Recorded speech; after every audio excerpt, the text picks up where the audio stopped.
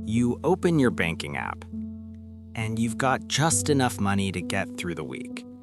Rent's paid, bills are covered, but there's this constant, low-level stress sitting in your chest. You tell yourself, once I have real money, like 10 grand, then I'll finally be okay. If that thought sounds familiar, yeah, that's most people. But here's the uncomfortable truth. If you can't control your first $300, $10,000 won't save you. And I know that sounds backwards, just stay with me. Most people think financial security starts with a big number, 10,000, 50,000, six figures. But money isn't just math, it's behavior. According to data from the Federal Reserve, millions of people can't cover a $400 emergency without borrowing money. And that includes people making $75,000 a year or more. So the issue isn't income, it's habits. Here's what most people don't realize.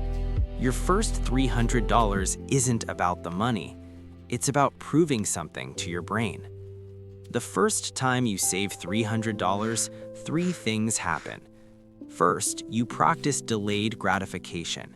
Second, you break the cycle of everything I earn disappears. And third, you prove you're capable of control. Psychologists call this self-efficacy. It's the belief that your actions actually matter. And once that belief clicks, behavior changes fast. That's why someone who successfully saves $300 is far more likely to save $1,000 later. Not because they suddenly earn more, but because their identity shifts. They stop seeing themselves as bad with money. Now think about this.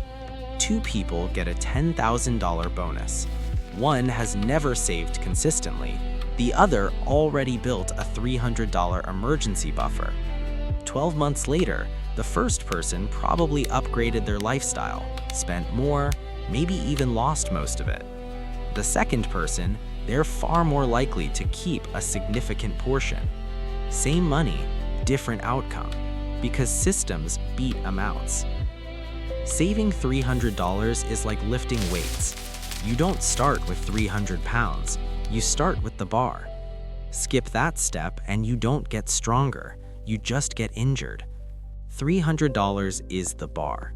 And once you have it saved, something subtle happens. You stop panicking over small problems. A tire blows out, a medical bill shows up, your phone breaks. Instead of stress, you feel annoyance. And that emotional shift is massive, because stress is expensive. Stressed people borrow more, spend impulsively, chase quick wins. Calm people plan. So here's what you do. Set a $300 target, not more, not less. Automate $25 to $50 per week into a separate savings account. Don't touch it unless it's a real emergency. And when you hit $300, pause. Notice how you feel. Because that moment, that quiet sense of control, that's where wealth actually begins. Your first $300 won't make you rich, but it will make you dangerous in the best way.